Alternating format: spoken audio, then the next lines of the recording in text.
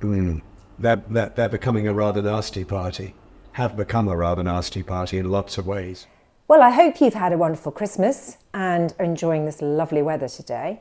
But don't forget to subscribe and also comment below. Let me know what you think. So Christmas is over and we're now heading into the New Year celebrations.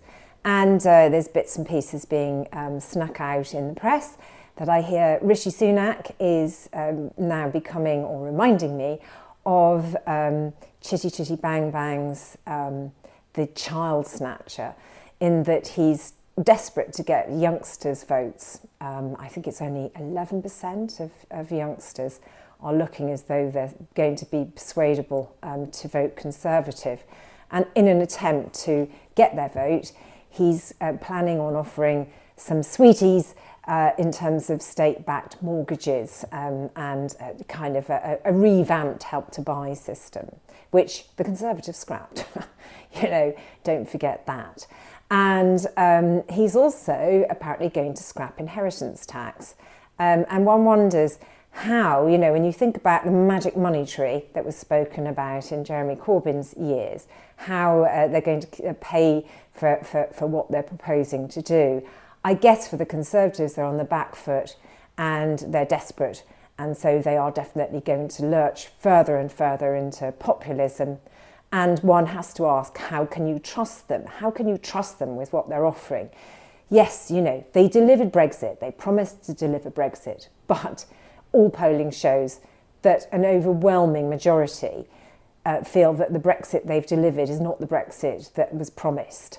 And it's certainly causing chaos, and it's still got a lot more up its sleeve to cause even more chaos, as we know, with the new import checks coming in and the new not for EU labels, which I will talk about in another video in the next few days. But I was really interested to see Matthew Parris was interviewed by Times Radio last night. And I think you have to, you can turn around to me and say, oh, you're being mean to the Conservative Party. Matthew Parris was an MP during Thatcher's time. He is, a dyed-in-the-wool Tory, and he is giving his honest view of what the Conservative Party has become.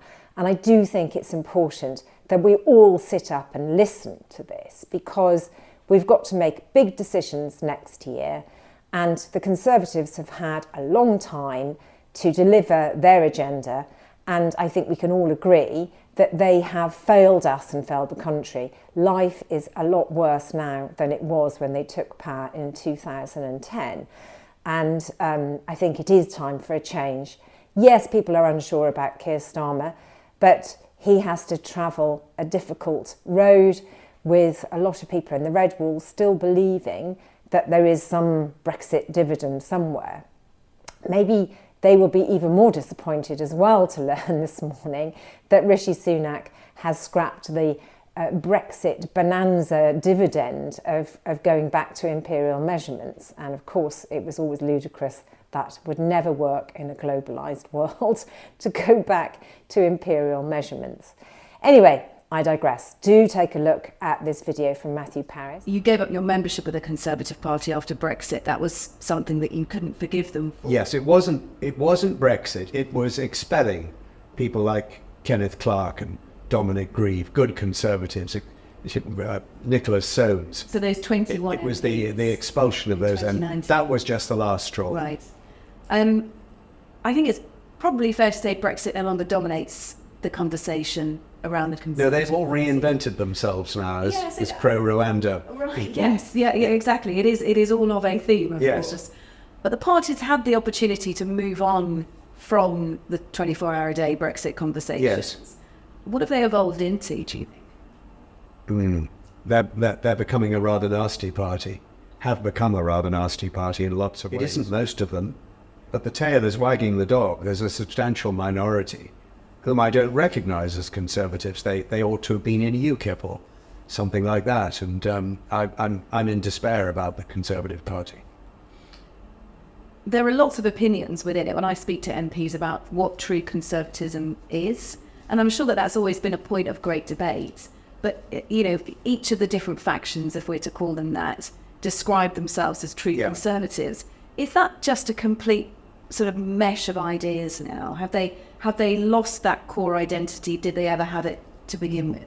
I think a bit like who's a true believer, who's a true Christian, who's a true this or that. As there is no definition of what a true example of the genus is, you all fall to arguing about which of you actually carries the Ark of the Covenant and which don't. And the Conservative Party, Tories or ex-Tories like me, would talk about the Conservative Party as being broadly centrist, in tune with the vast majority of the country, prepared to change its mind about things, not too ideological. We'd say that was true conservatism. On the right, they'll say true conservatism is principles, the free market, liberty of the individual, no state intervention. The truth is that you can argue till the cows come home what true conservatism is, but what you do need is a sense, I think, on the part of everybody in the party, that they are all in the same team, that they are all interested in government, that they don't want to lose the next election. And they've lost that now. They're just running around like headless chickens.